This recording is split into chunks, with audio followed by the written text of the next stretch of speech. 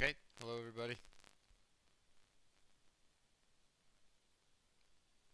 Possibly one of our bigger uh, group of participants today. So hopefully everyone's having an okay day. So the plan today is we're going to finish lab 13. Those three functions that you see on the screen there, I think. Yep. And then um, I'll do the last sort of most difficult algorithm on the doubly linked list for the project. And then if I have time, um, I'll leave you with a tip or two that I see people typically struggle with. I had a very lonely office hours yesterday. Literally zero people came in and asked me zero questions. So um, I would like to think that means that everyone's like way on top of things and they don't need any help. But experience tells me um, that may not be the best sign. So I hope that I'm wrong, and then I hope that you all are on top of the third project and feel confident about your ability to finish it. Um, so anyway, here we go. Lab 13. I'm gonna try my pad in a different direction. So this is all about recursive thinking, which is you're going to need to use a lot of recursive thinking for the remainder of the semester. So this lab 13 is a warm-up problem, but it's potentially more challenging than other recursive problems because I'm making you solve problems recursively that you could solve fairly easily in other ways. So let's start with the palindrome problem. So hopefully everyone knows a palindrome um, is a word that's the same backwards and forwards. So a very simple one would simply be uh, a single letter string would be a palindrome because it's the same backwards and forwards. Um, Same for a two-letter string where the letters are the same. Uh, and then you can get bigger ones. Right, so this is the same forward and backwards. Uh, Here's a bigger one,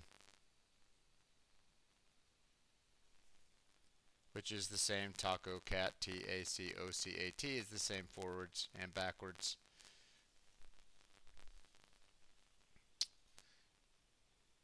So the problem is to write an algorithm that identifies words correctly that are palindromes, and then rejects words that are not palindromes. Uh, and we need to do this uh, in a reductive method. Technically, an empty string, I think we could consider a palindrome as well. So these are all palindromes, uh, and we need to come up with a recursive solution, a solution that uses a recursive reduction on this problem to identify things that are palindromes or not.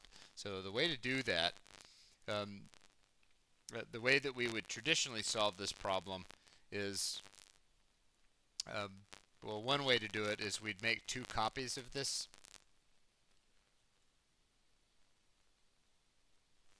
And then we'd compare characters at either side. So we'd start here in one string, start here in the second string. And then we'd compare the characters in the two strings, and if they match, then we would move the marker over.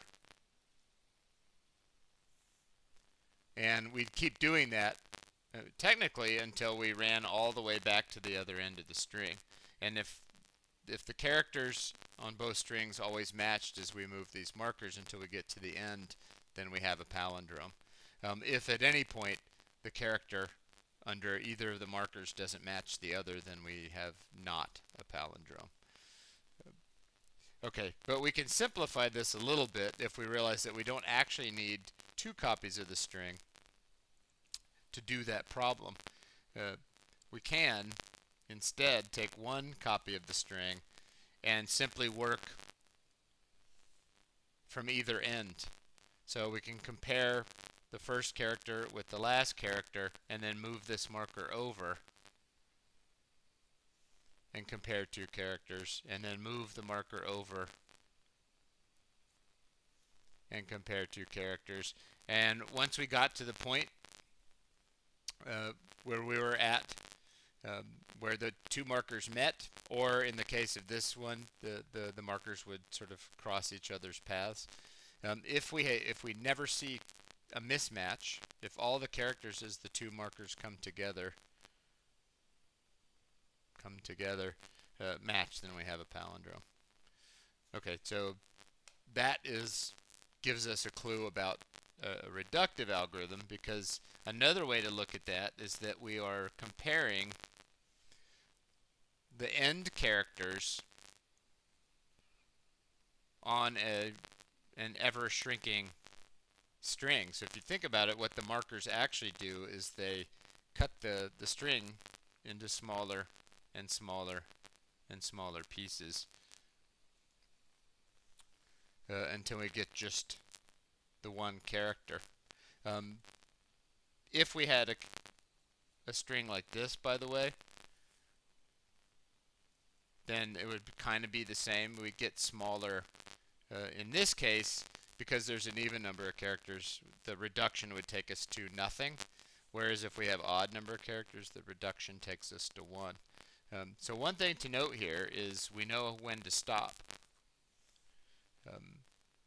We can stop the process of reducing the string at the moment that we get a string whose length is 1 or 0. Otherwise, we compare the characters at either end of the string and then reduce, reduce, reduce. So here's what that's going to look like. So we usually start with the stop case. So if the size of the word is less than or equal to 1, then it's safe to say that we have a palindrome.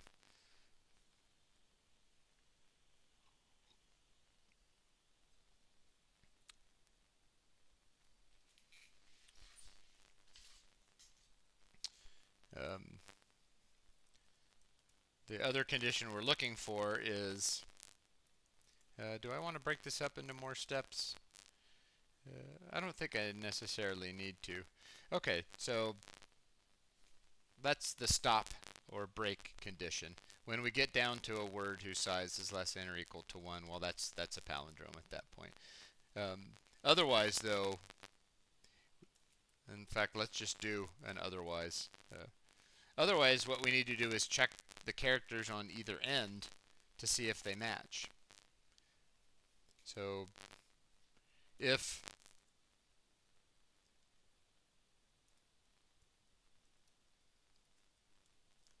the first character is not equal to the last character, which is going to be the size of the string less 1, well, that can't be a palindrome, so we'll just return false.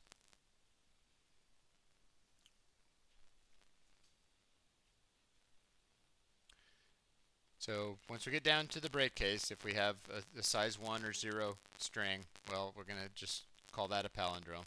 Otherwise, we have two possible things to deal with.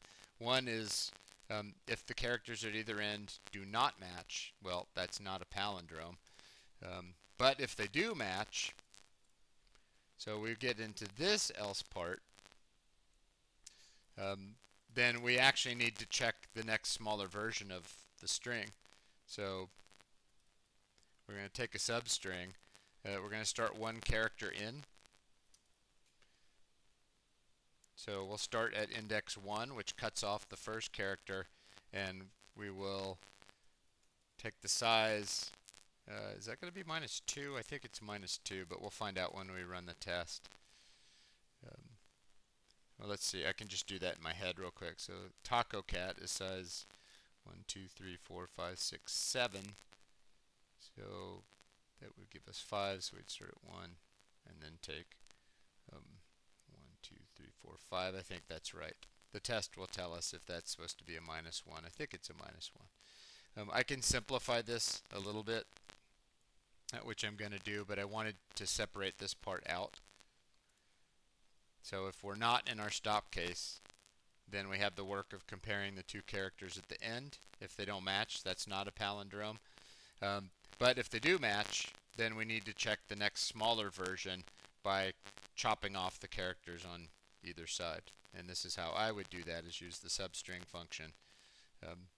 Start at index 1 and take 2 less characters. How it should be. But I'm going to simplify that logic because I can just say else if return false, and then I can do one last else. I can make it just one decision tree as opposed to a nested decision tree. I'm being careful to put a return on the recursive. That's dumb.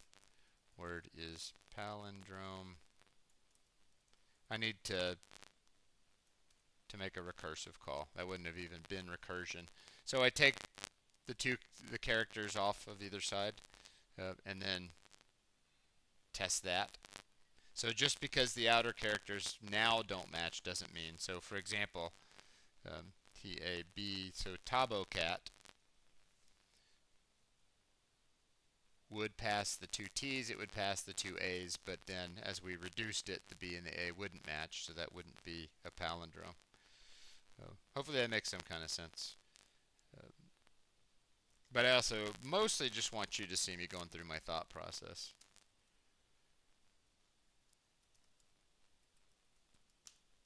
And explaining why I'm getting the solution that I'm getting. So I'm going to run the test, and I'm going to see if I'm passing the palindrome section.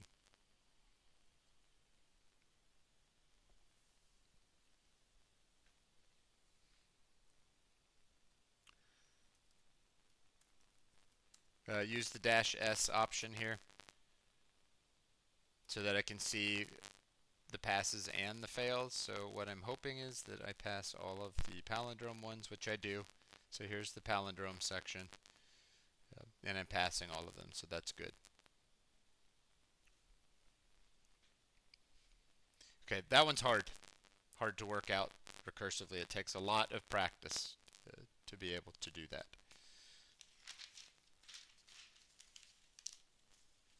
But hopefully at least you're getting some idea of how I'm working through problems like that. Okay, vector forwards as a string. So this one is, you would always use a loop for this in the real world. So this is a highly artificial problem to practice recursion. If you wanted to print the characters of a string or the contents of a vector, pardon me, just loop it. Okay, so this thing's supposed to return a string. So it produces a string containing the contents of a vector separated by single spaces starting at a given index and going forward to the end of the vector recursive. Okay, so what this one's supposed to do is it's supposed to reduce the vector and produce a string. So let me just do a real small one. So let's say that the string is just yes, no, not the string, the vector. Yes, no, maybe. So I have this vector. And I need it to be a string. It says put a space at the end, so my guess is that I can safely put a space after each word. So I need to reduce this vector to this string. And this one is a tricky one as well. Because by recursion, what it really means is I'm supposed to reduce it. So what I'm really supposed to do is take these pieces off one at a time and reduce it. At least that's how my mind works these problems, is when I see recursion, I think often that I'm trying to reduce the problem step by step by step. I don't know why this won't focus. That seems alright. But when I get it further away, it doesn't want to focus. That's a little better.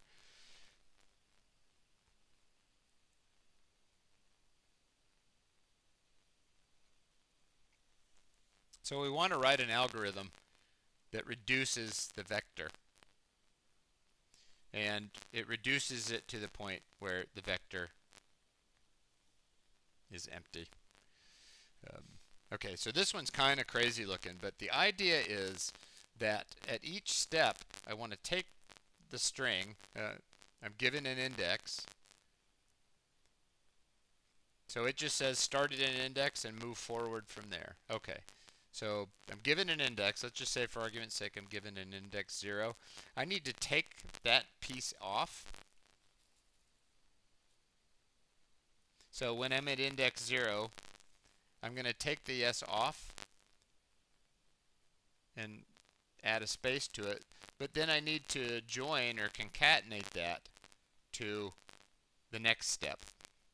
So let me draw a different picture of it and kind of show you where the string comes from. Okay, so here's the reduction steps.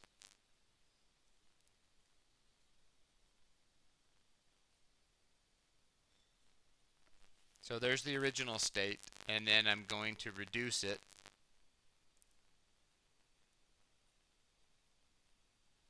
And then reduce it again. And then reduce it again until I get the stop case, which is I can't reduce the size, I can't remove more things from the vector because it's now empty.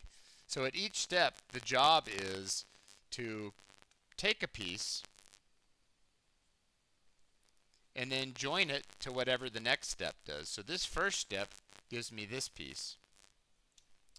I'm going to take that and join it to what I get from this step,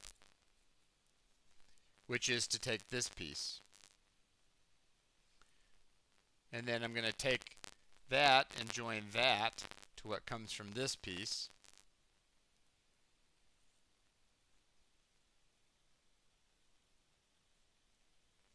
And then I'm going to get to the stop case, and let's just say that the stop case, since it has to return a string, will just return nothing. So I'll join. So that's how this is going to work. I'm going to take a piece and then join that to the recursion, the recursive call, and then join that to a recursive call, join that to a recursive call, and then eventually the recursive call is going to stop because there's nothing left to reduce. So here's what that looks like in code.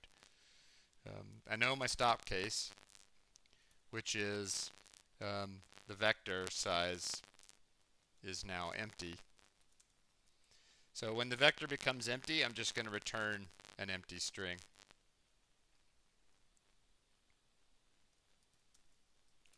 And technically you don't need else, but I'm using it because I think it might make it clearer to people. So I have to remember that I don't actually know that they started at position 0. They can start at any position they want, and what I'm supposed to do is give them all the strings from that point forward. So in this example, if they told me that the index was 0 to start, well, that's where I'd start from. But if they told me that the index was 1 to start, then my first step would actually be this one. Now, if I write intelligent code, then I don't have to worry about where they start.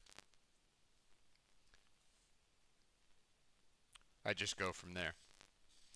The other thing probably that I should be careful of is the index going too far.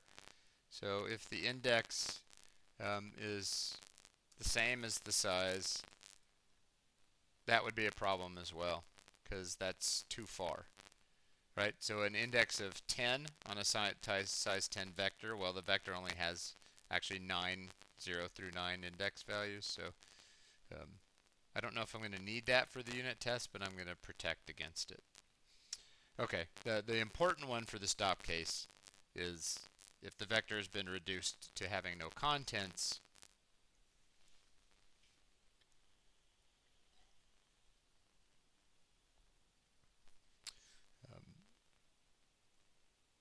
actually, no, that's not it. That's not going to work. That's what the index is for. Let's not do it that way. I'm pretty sure that's what the index is for. So we'll just stop when the index is run past the end of the vector. It doesn't say anything in here about doing an empty vector. Okay, so once the index is run off. Okay, so anyway, how do we do this? We take the string at the index, like yes. We put a space in there, and then we add it to, return this,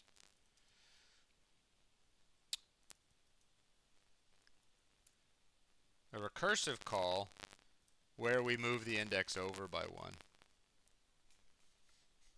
So now I drew it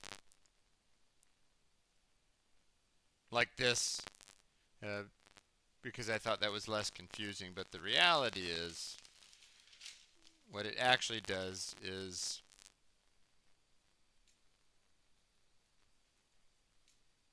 it's working on the same vector over and over and over again. I'm just going to put A, B, and C.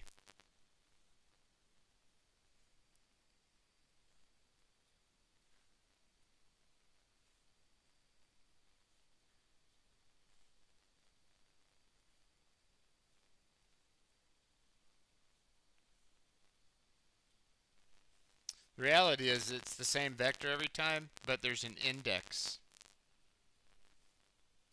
So on each call, we move the index over 1, and then we grab that piece, and then we move the index over 1, and then we grab that piece, and then we move the index over 1. So eventually that index slides off the end, at which point, like here, the index would be 3, and the size is 3. And so when the index and the size are the same, we know that the index, because that's actually index 2, right? So if the index is 3, that's the size of the vector, but it's too big of an index. So that's how this algorithm, that's how the function actually works, even though I sort of see it as reducing the list. Okay, so in my code, what I have done is I've identified the situation where the index ran off the end, at which point you just get an empty string back. Otherwise, what I return to you is I grab the string. Oh, this is integers. That's not going to work. It's an integer. This is getting to be a bigger pain in our butt than I thought.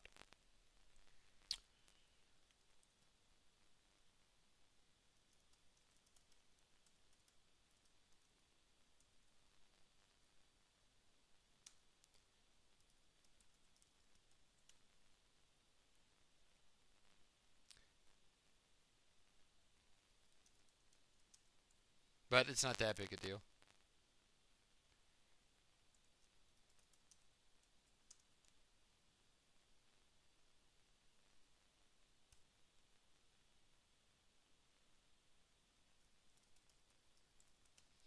Same algorithm, just different place. So I needed a string because I didn't realize that was integers. I'm not very warmed up today for some reason. Okay, so we're just using a string. We've done that before. Take the integer. I thought it was strings. It's integers. Tack on a space. And then on top of that, I tack on what comes when I move the index over by 1. These are really hard to track. And then ultimately what I do then is I return the final output. So here's the crazy thing about this. It's my last piece of paper with my A, B, and C. Maybe I can do it on that last piece of paper. The last one we won't have to do all this drawing for. Okay, so what my string stream does is it gets the A in the space, and then it sits here and it waits for what comes in. So what this one does is it gets the B in a space, and then it sits here and waits for what comes in. This one does a C in a space, and then sits here and waits for what comes in. This one returns nothing, so this one becomes C in a space with nothing on it, so this one gets C in a space attached,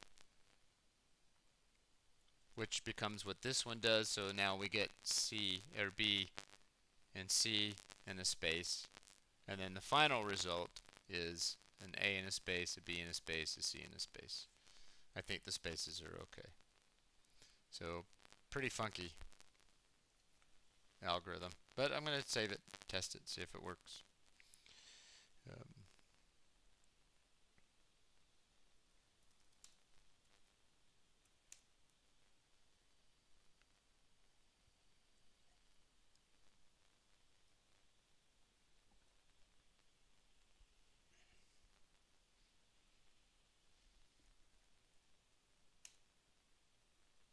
So I'm going to go up to see if I'm passing all the, so here's the vector forwards, so it worked. And look, so as we hoped, the space is expected by the test, so we didn't have to mess with that.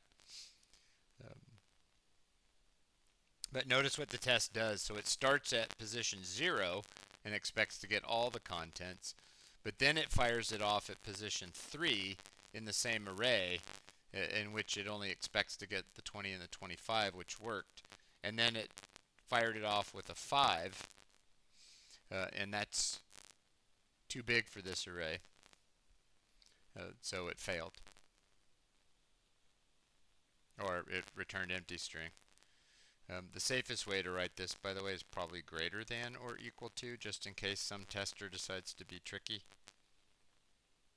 and like say, oh, I'll give it index 10. Oh, probably you don't actually need that anyway, but I'll show it. So there's the test. Oh yeah, but I was talking about the test, wasn't I? That's true. So anyway, I'm just inspecting what the test did here. Um, so that's the complete numbers vector with the space at the end. Started at index 0 this time. The second one started at index 3. So it should only get from index 3, 0, 1, 2, 3. So it should only get the 20 and the 25 with the space, so that's good. And then the last one started at index 5. And this numbers vector 0, 1, 2, 3, 4, 5 is past the end of the vector, which means that it should have returned nothing, which it did. But when I saw that 5, I thought, oh, when I'm writing this test, I could be a real jerk and I could have put a 10 in there. And if someone was lazy enough, like I just was, to just say index equal to size, well, that works if index is 5, but it doesn't work if someone tries to be sneaky and puts a 100 in there or something. So I decided it would be safer if I said if it's greater than or equal to. So if some joker decides to put a giant index to test my code, then it's handled. Some index that's like way past the end. Okay, backwards. So one thing to notice here, and I'm just going to solve this and move on to project 3 stuff. So the index in forwards is unsigned, which means it can never be less than 0. So that's nice when I'm writing code, because the expectation is they can't give me negative numbers, so at the most they can give me 0. If they give me 0 and an empty vector, this is going to pick that up, right? Because a 0 index would be equal to a 0 size vector, so they get nothing back. So that works. But when I go down to this backwards one, it's an integer, which means that it can be negative. And this is recursive, so if I think about it, what I did for the forwards one is I used the index to notice when I got past the end. If I'm going backwards, I can do the same thing, and thankfully, and I wrote it this way, thankfully it's signed, which means that I can use negative numbers. So that's good. I can know I'm past the beginning end if the start index is negative. So now I'll do my last drawing. I'm getting tired of drawing these things, and then I'll try to remember to put the terminal back when I run the test. So I'm not going to draw the curly braces, but so it's the same thing.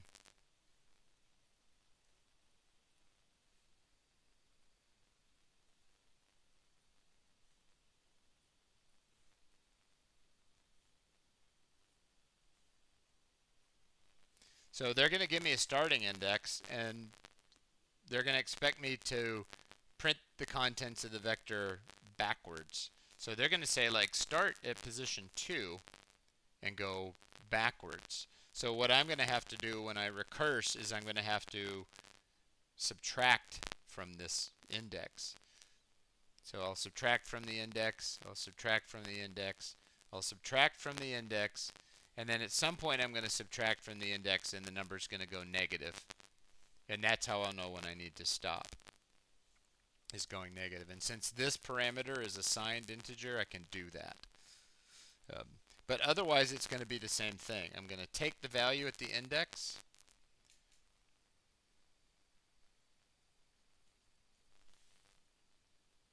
put it on a string stream, and then I'm going to wait for what comes back from the next part.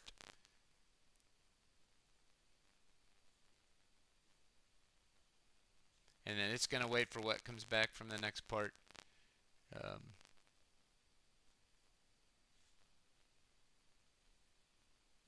Same sort of cascade, right? So when we get a negative index, we're going to return nothing. So then we're going to get an A space nothing, and then a B space A space,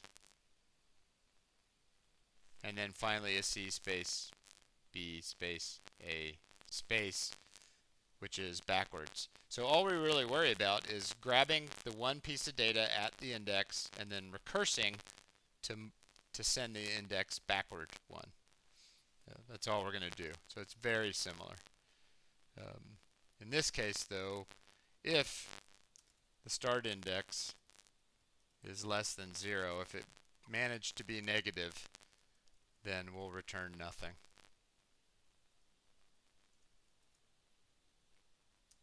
Otherwise, we're going to do the same process. So we'll use a string stream, which makes life easier for putting for this part. So at index followed by a space, just like before. We don't really care where the index is at right now. We're just going to get that value and put it on our string stream. And then we're going to add more stuff by using the same. People sometimes accidentally put forwards here, and it messes it up because it gets it into another location.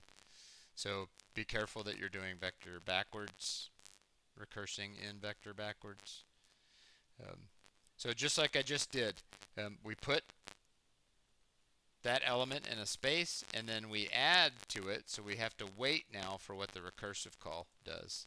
Same vector, and then we're going to back start index. We're going to back the index off by 1 this time. So when we were moving forward, we were plus 1ing the index. When we're moving backwards, we're minus 1ing the index. And then finally, we can return the finished string once all the pieces are sort of collected in that sort of recursive cascade. This takes a lot of practice to do. If you want to have a humbling experience around recursion, after you've submitted your completed lab, empty these functions out and see if you can rewrite them from scratch. And if you're like me, there's a good chance you won't be able to, because they're quite difficult. So it's a humbling experience, but then sort of see how much of the algorithm you can redevelop on a blank screen. That's sort of it's a low risk way to practice, is go ahead and take the lab that's completed that we worked on together and send that in, but then empty these functions out if you get a chance and see if you can rebuild them from scratch. It's not easy. If you're like me, you'll think to yourself, I just saw it. Of course I can recreate it, but it's not that easy. Okay, so let me get the camera out of the way and go build and test.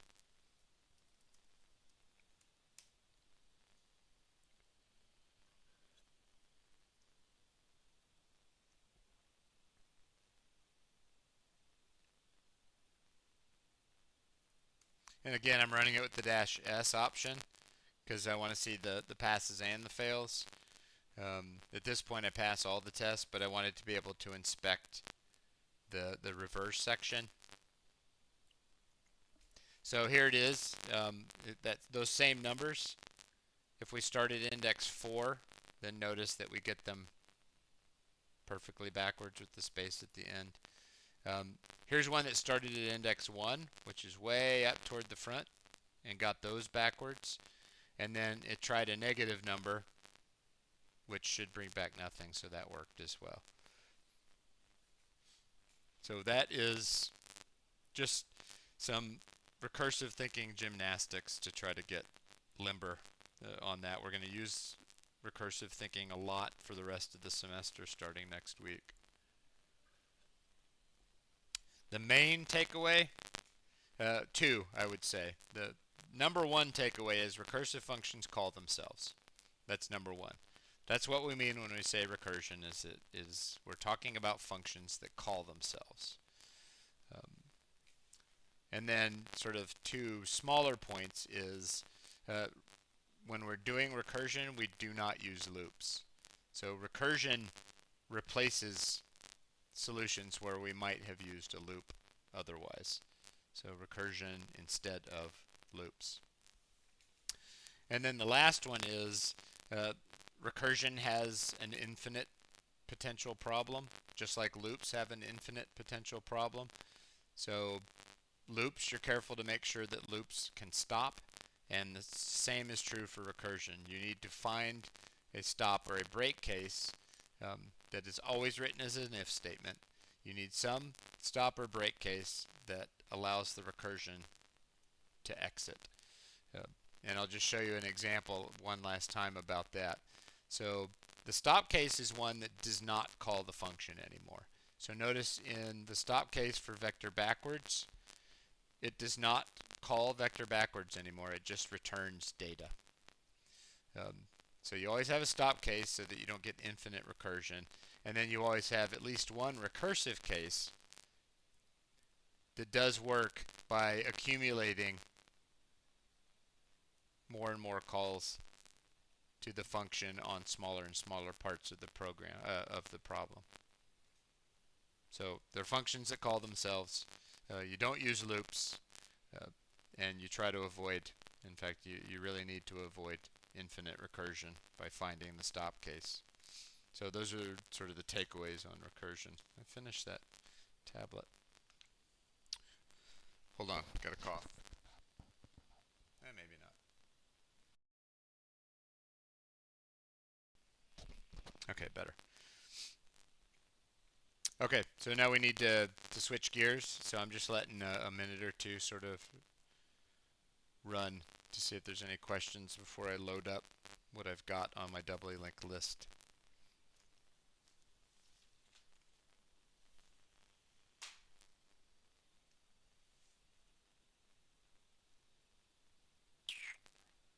Which I don't remember where I put it.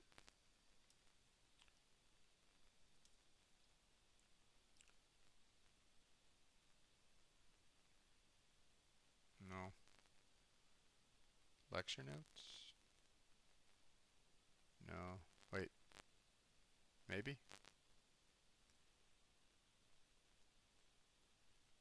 Yeah, okay, this is it. Okay, so now I'm switching gears to my doubly linked list. If you haven't noticed, by the way, I've never compiled this. I'm sort of just relying on being pretty close from experience.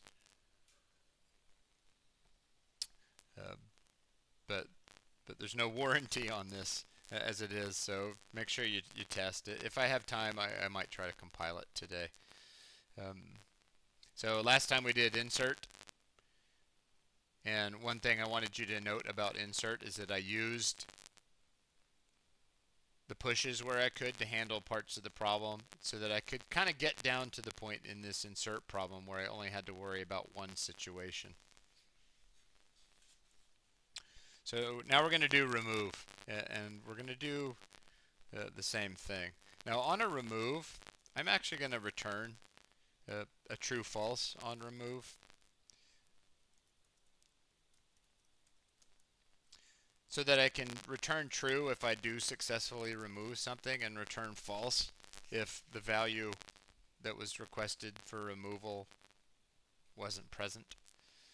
This can come in handy for the project. So when you can, you should design functions that return values that signal success or failure. So in insert I didn't, because for the most part that's kind of guaranteed to happen. It's going to get in there. Same for push front and push back. Pop front and pop back, we use We throw exceptions to a signal failure for those. So just kind of pay attention to setting up functions that can signal their status, because you're going to need that in the driver part of your program to know if you successfully remove something. Um, okay, but one thing I can do if I'm returning bool is if the list is empty, well, there's no way I'm finding a value to return, so I can just immediately return false.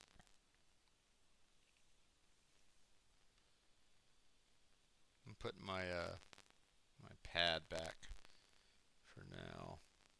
It's very awkward. I have to sort of reach around my vertical camera, um, which is why you see me working at weird angles, because I'm left-handed, which already makes me odd as a writer. Okay, so using the bool here to signal true, I removed it, or false, I couldn't.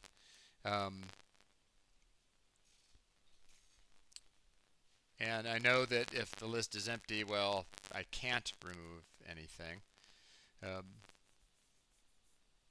And then I'm going to use my built-in functions.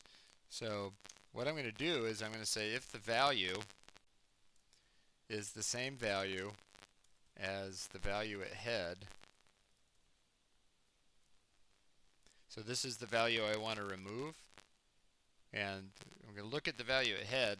If those are the same, then I'm going to pop the front and return true. It's there. I know it's there, so I'll use pop front to get rid of it and then return true. Say, hey, I did it. I can do the same thing for the back. So if the value that I want to remove is the same as the one at the tail end, then I can use pop back to get rid of it and return true, because I will have succeeded in getting rid of it. So I can use my own functions to handle a bunch of the situations without having to write any fancy code. If it's empty, just return false.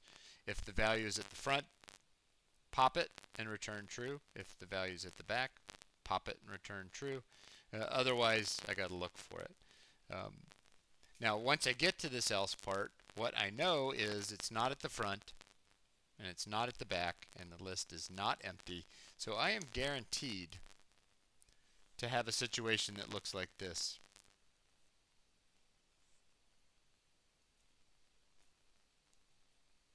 I am guaranteed that the thing I want to remove is in between two others. Guaranteed. Because I already dealt with the situation if it was the value I want to remove is in the head. I already dealt with the situation where the value I want to remove is in the tail. So the only other situation left is that the value I want to remove is in the middle. So the trick first is to find it. So since it's out there in the middle somewhere, I got to find it. So let's just put some data in here so we can target it. So let's say I want to remove 20.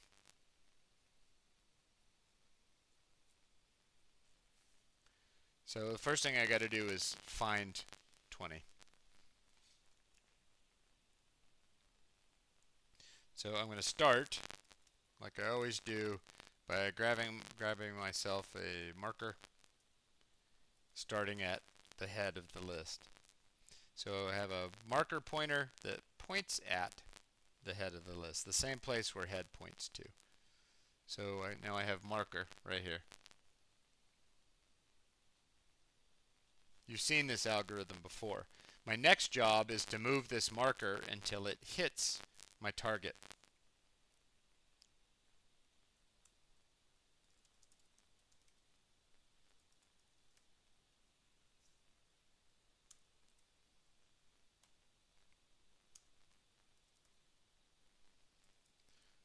And I'll do that simply by looking at the value that the marker's on. I'll just compare those, and while they're not the same, then I'll just keep moving the marker over.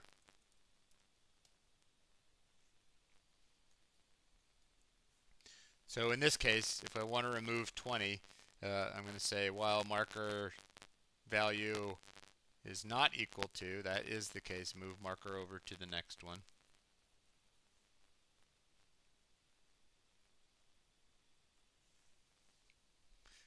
While not equal to, now they're equal, so marker's done.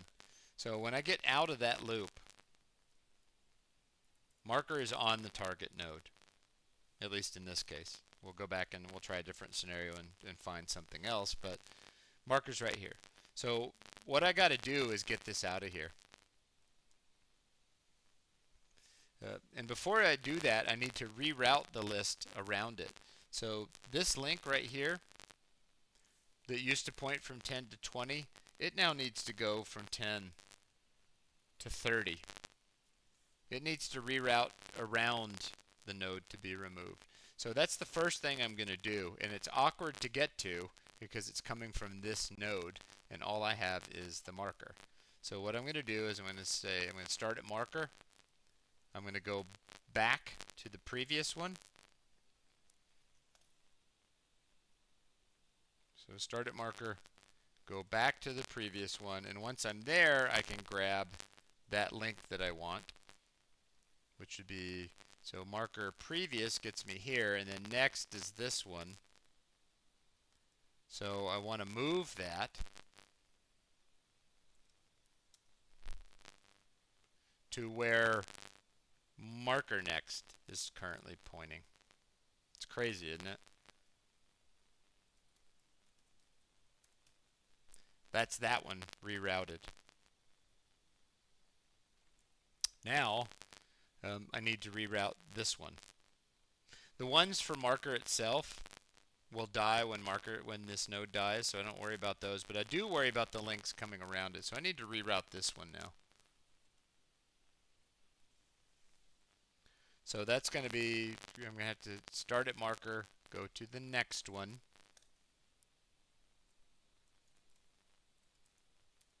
And then from there, so go marker next, now I'm here, now I grab previous and I move it to point where marker's previous is pointing.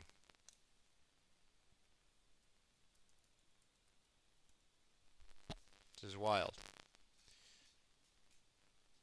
So now I've done the rerouting in those two steps. It was hard to get to these because they're a link removed, so I have to like use a link, move a link, use a link, move a link to get that rerouting. But once I've done the rerouting around it, now I can delete it.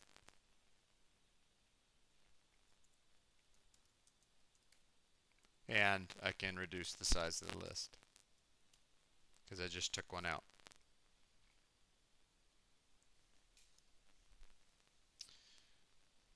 Okay, so now I'm going to throw a wrench in the works.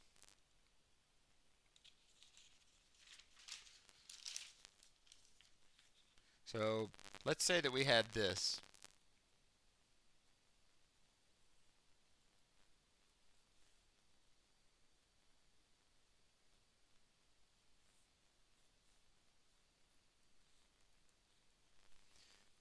So let's see what happens if we try to remove 40.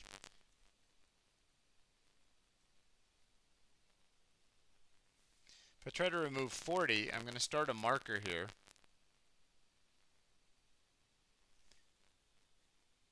And then I'm going to, because 40 doesn't equal the head, 40 doesn't equal the tail, so, and the list is definitely not empty. So I'm going to start a marker at head, and then while the value there is not equal to the value I'm looking for, I'm going to move marker. So not equal to that one, not equal to that one,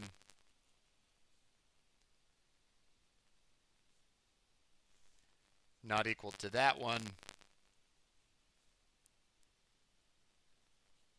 and then boom, the program crashes if I'm not careful right here.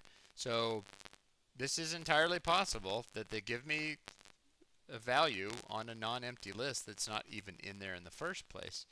So what do I do with this? Well, I have to realize that that loop where the marker is moving around, when it's done, well, there's two conditions. The first is I can't just keep saying, well, the marker's value doesn't match what I'm looking for because the marker fell off. So my loop has to take account of that. So if I go back to my while loop here, I need to be careful, and this needs to come first.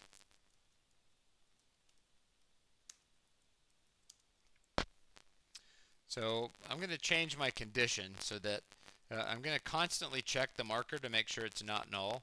And if it's not null, then I can also check the value under it. So this loop will keep executing until marker either falls off or finds the target value. So that's what the loop does. Now you have to think about this, so that the consequences of this loop are either the marker is null, because that's one of the conditions that would have stopped it, or the marker is on a value, and I have to handle both. So the null one is a total deal breaker. So if the marker fell off after that loop, well, the value wasn't there. So that's another time when I can return false is you gave me a value that doesn't exist in my list. I can't return it. So I need to be aware of that. But if the marker is not null,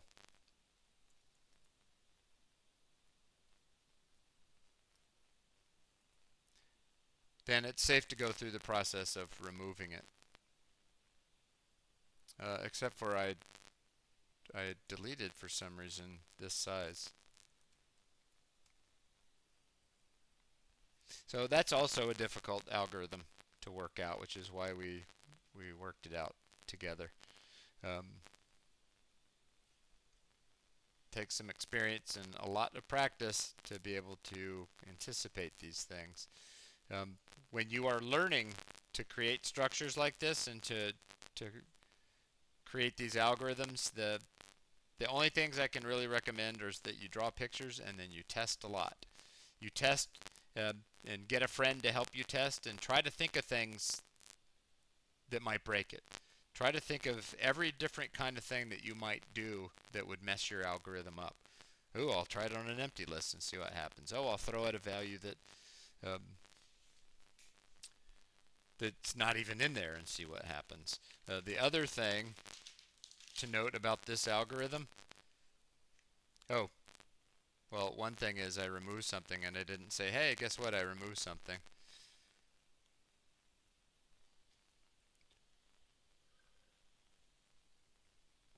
I didn't return true at the end there, and that's bad because that's a bad function. I removed something, so the function succeeded in removing a thing. But let's look at one more setup.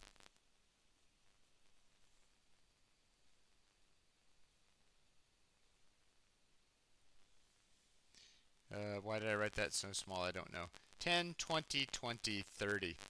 So what does this algorithm do for 10, 20, 20, 30? What it does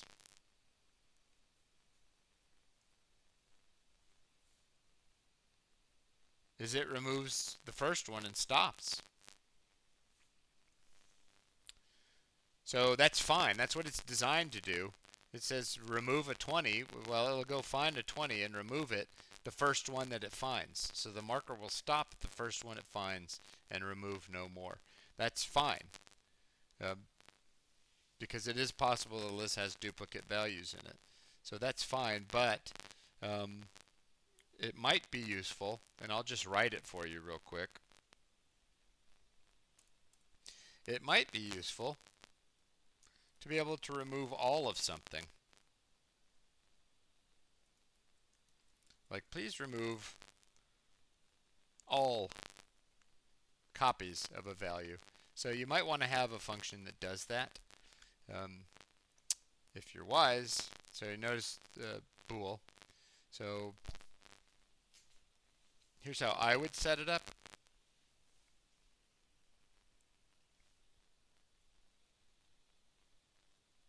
How would I set it up? I'm trying to decide how I would set it up.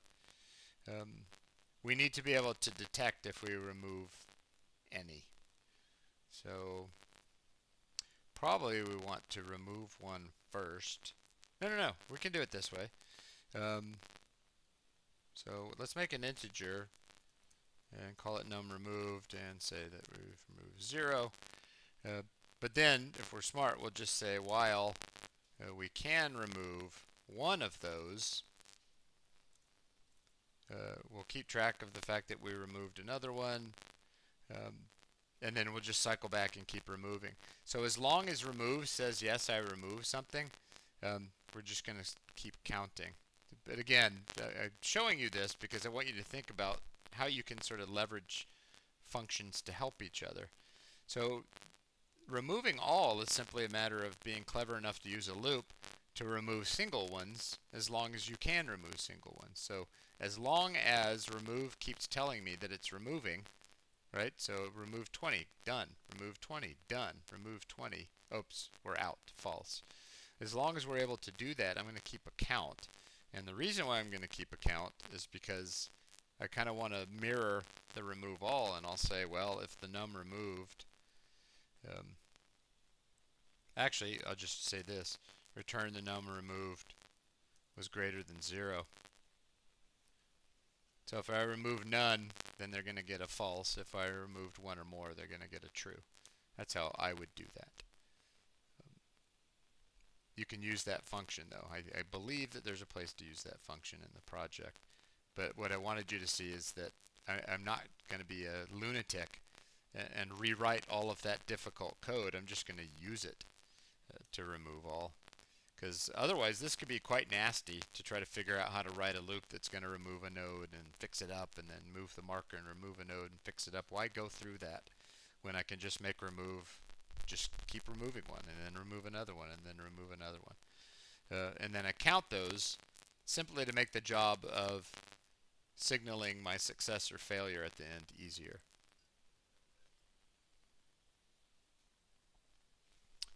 So anyway, that's something to consider.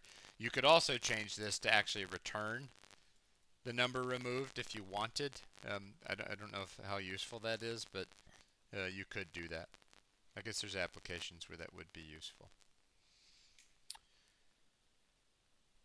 Okay, so there is the remove all combo.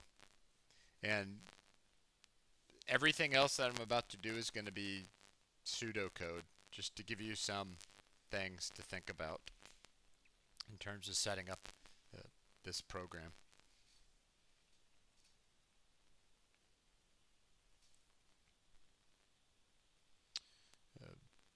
Okay, but I'm pausing for a second to see if there's a question.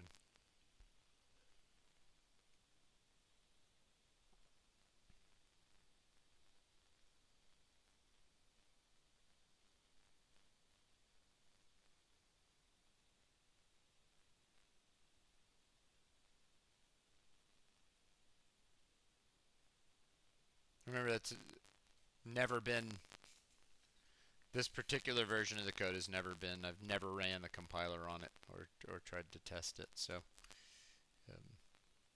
obviously make sure that you do that.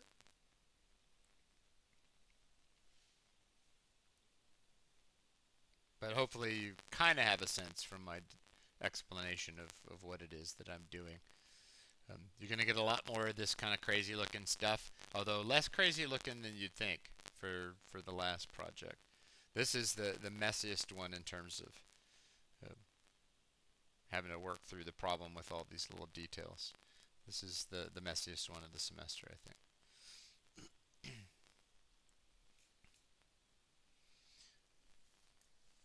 Okay, so I'm gonna, let's see if I have it.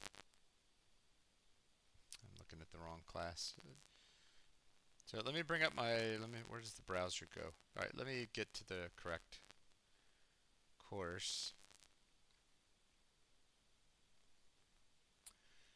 Okay, so I want to just leave you with a couple of thoughts that I sometimes see people struggling with on the project. And that has to do with how to set up a driver. So you're going to have a doubly linked list class. And then you're also going to have a driver. The driver is going to include your doubly linked list class.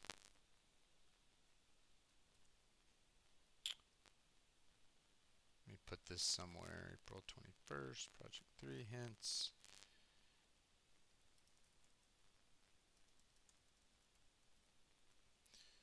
Also, so somewhere you're going to have a driver.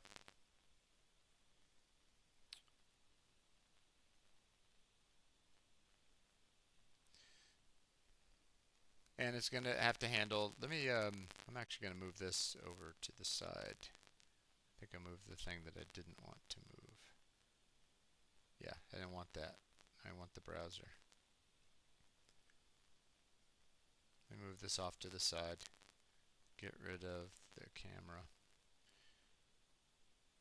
Okay, so just to have it as a reference, you're going to have a driver though. You're going to have the link list.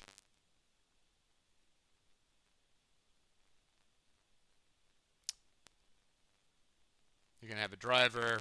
You're going to have a makefile, and that's it. So in your driver, your job in your driver is to take a file name from the command line. That code I'm not going to write because I'd be wasting your time. You're going to take a file name and you're going to check to make sure that you got a file name and spit a message out if you didn't. You're going to check to make sure that you can open the file. But in theory, eventually what you're going to end up with is a vector full of commands. So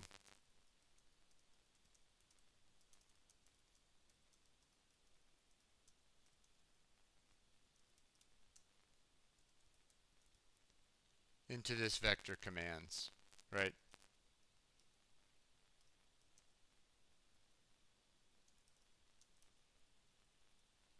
So you're going to end up with a vector maybe of strings, and then you're going to loop it.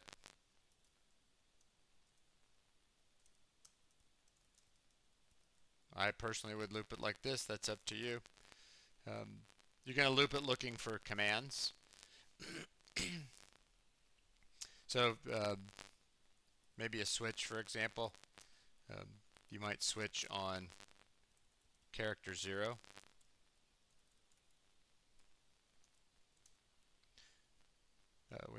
We do still have the browser. So sample input file. You're going to have, this is going to be your vector, right? So one of those strings is going to be a C completely by itself. One's going to be a P completely by itself, an F completely by itself, a B completely by itself, and so on. Not completely by itself, what the hell am I saying? A B with an integer. So some of these are different because they have a piece of data. So what you might do is cycle through your read-in commands and then switch on the first character. So the first character is always going to be the command part, C, P, F, B, F, B, F, and so on. Read in the command part and then act accordingly. So in the case that it's a C, as an example, break C++, what's supposed to happen? So you're going to have a whole bunch of these things. In the case that it's a C, what is supposed to happen? Now I have to go back and look at operations, I think. C, create a dynamic list instance. But there's also outputs. Here's the C output. But there's also a note. If an instance already exists, delete it, list created. So, but the point here is dynamic list, dynamic lists, dynamic lists. So I need one. I need a dynamic list. It is templated. And I'm going to start it at null. I forget. Oh, the data is integers. Could be unsigned int. That's fine. Okay, so the list is going to be managing nodes for integers. The reason why I picked integer is because if you look at the sample input file, the data is all integers.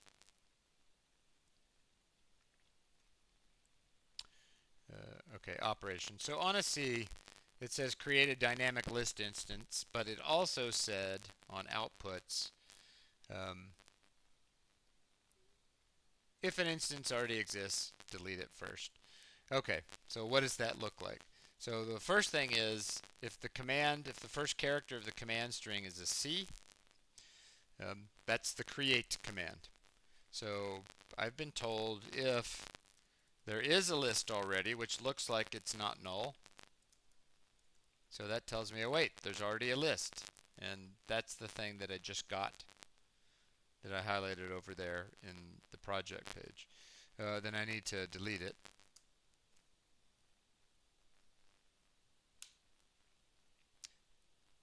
That's just a little if. Make sure that if there's already one there, I'm just going to delete it, and then I'm going to create it, and then I'm going to print out list created. And that's because that's what I was told to do here. List created. So the operations is really just here as extra sort of what does the file look like. The outputs is very important because it tells you what you're supposed to output. Um, Hopefully that makes some kind of sense. So you have to pay, there's a lot to pay attention to here. Um, so I'll give you a couple of other examples just to try to help you get going with this. Um, so let's look at another one. Let's look at one of the harder ones, in fact, like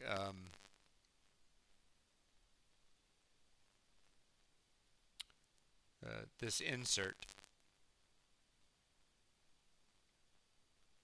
So what does that look like? Well, I have to be careful here because on the insert, there's actually a command part, but there's also a number connected to it. So on insert, as an example, I'm going to get one of those, and I'm going to have to do this in 2 steps. Now, if it were me, we're going to need a throwaway integer here. So up here, I'll just call it my working integer, or my temp. I'll call it my temp integer. So I'm going to have to grab that off of this string. Like you might imagine that it says like I25. So I got to get this integer part off. The way I would do that is I would write a function for it. Just write a little function that takes the command and pulls the integer off. And it doesn't have to be a fancy function.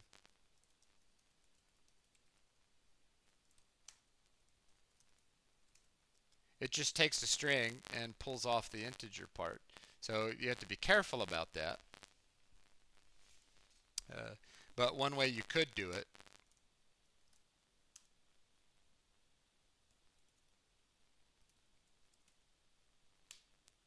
is you could put it in a string stream, and you've seen this before.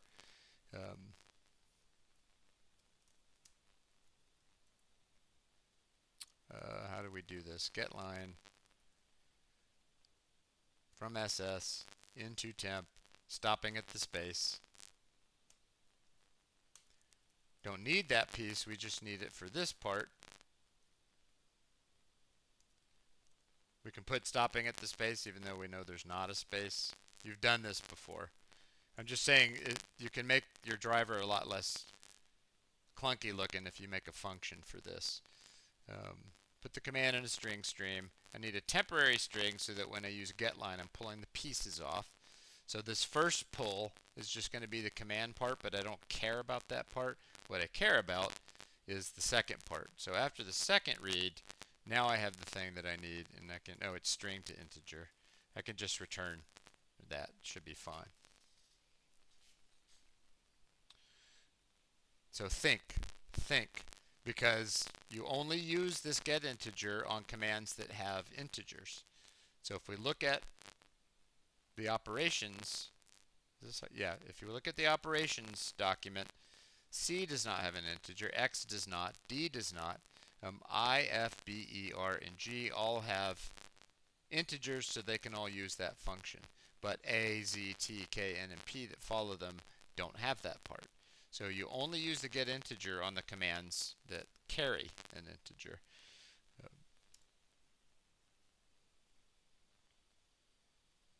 Oh, sorry. It's been a while since I looked at chat, so um, hopefully it does was me saying somewhere. Does that make sense?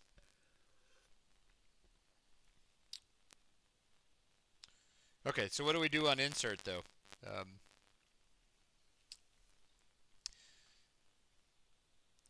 Fundamentally, we just say list insert. It's a pointer, remember, so we list insert that integer.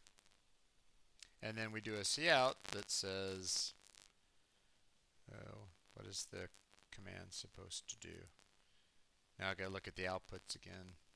For insert, value something inserted. So value temp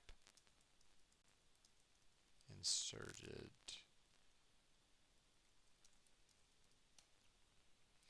Something to note here, I'm being careful about the spacing.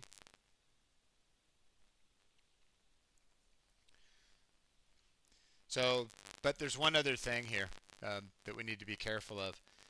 Right at the top of this outputs file, it says any operation that's executed when the list is null should print out a message, except for the create command, which wants it to be null.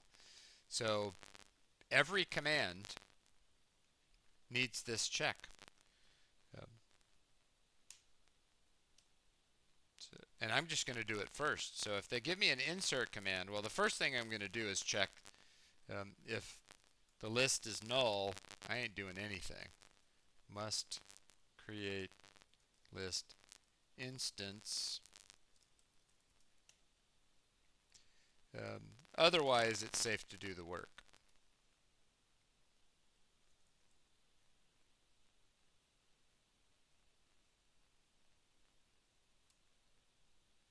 So this switch right here is going to be gigantic and nasty. If you want to, there are clever ways to reduce the amount of times that you have to repeat this must create list instance stuff if you're clever. But worry first about making it work. So if you get this just huge, nasty, unwieldy switch with all of these command cases in it, that's fine as long as they work. So there's an insert example. All of this relies on me having declared this list pointer and leaving it null to start.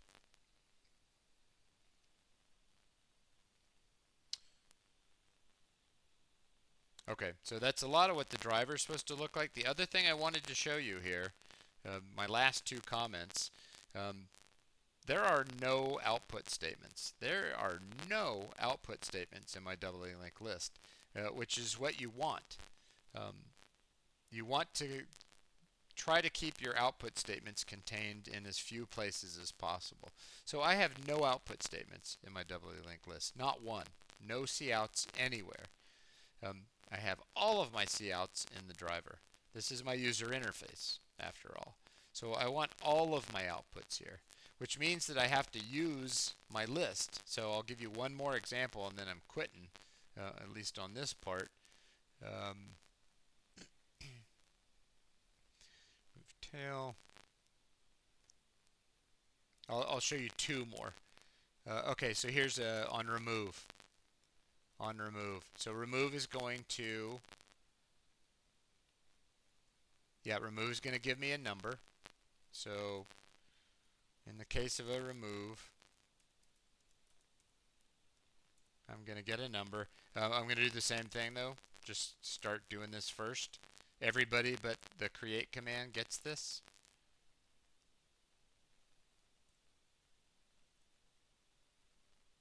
Put that in the wrong place.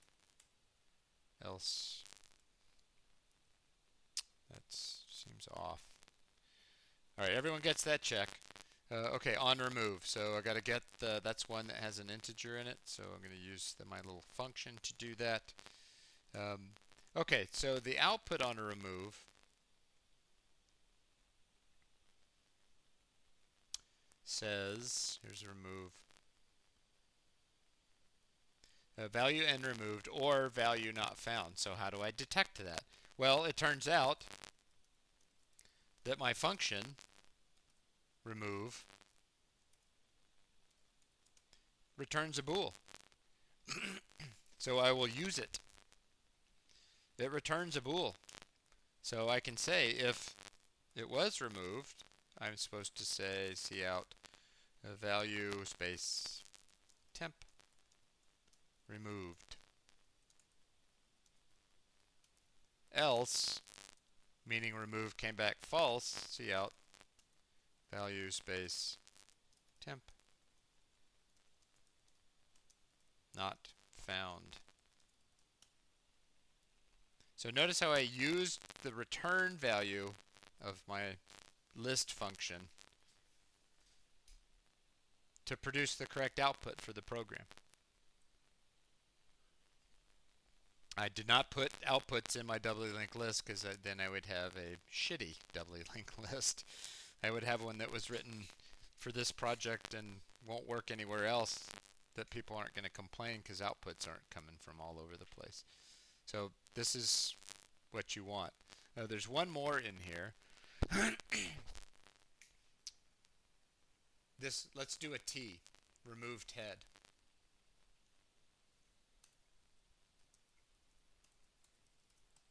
This one is usually, got to do my little check. My list empty check comes first. Okay, so on the T, which is removed head or list empty. So, well, how does that work? Let's go look at, do I have well, okay, I should have done pop back. What command is that? That's the K. All right, so I'll do the K instead of the T because I have that function. So the K would trigger my pop back. So this is harder, but I'm going to show you how to do it. This one doesn't return a value that tells me that the pop was successful, but it does throw an exception when the list is empty.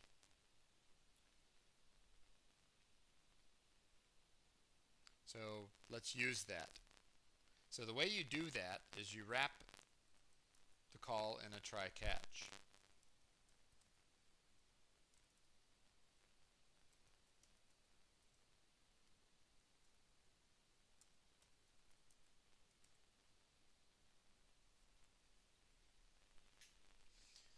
And then I'll show you something even cooler. So anyway, so on K, if the list is null, meaning there is no list, then I tell them, hey, you got to create one or there's nothing to pop. But it's still possible that the list exists, but the contents don't, if that makes any sense. You can have a non-existent list at all, or you can have an empty one. So what you do on a non-empty list is you try to pop back.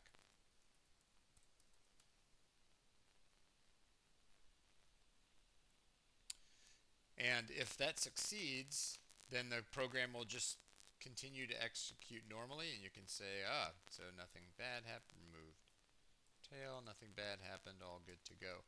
But if this pop back throws its exception because the list is actually empty of nodes, you can catch that here.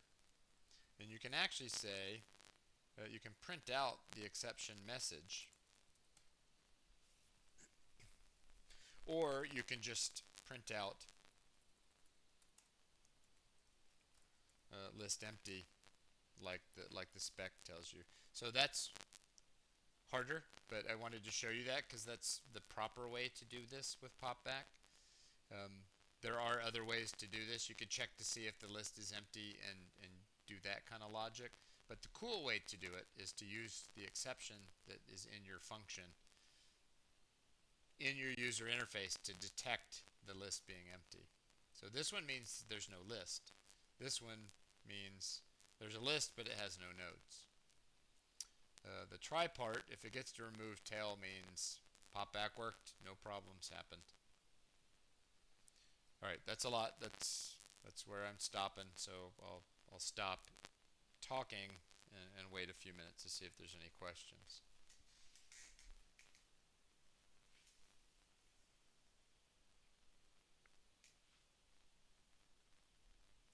Sorry, I haven't stopped talking yet. I wanted to point out to you when you run your program, it's gonna make outputs, and you want to compare. You're gonna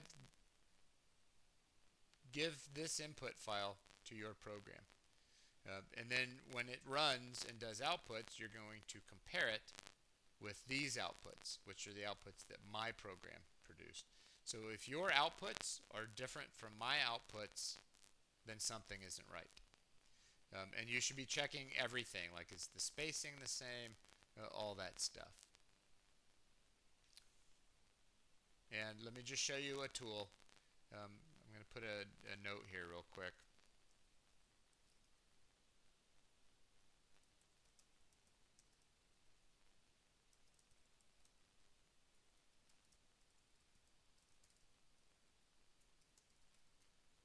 So there's a thing called diffing tools. So online diff, you can Google that, online diff tool. I'm just going to click on the first link. But what you get is you get these two windows.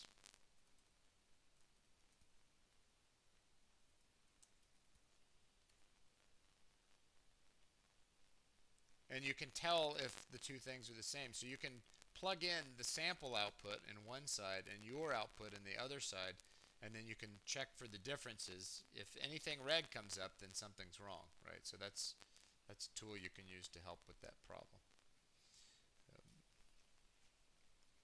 Okay, so sorry, now shutting up for sure and waiting for a couple minutes.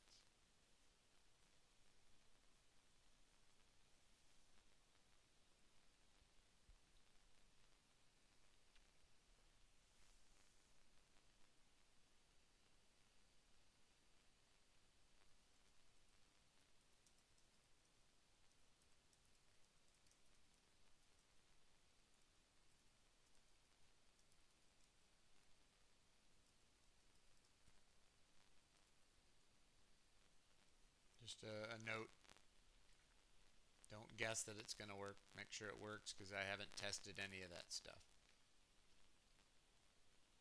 That stuff that I wrote while you were watching.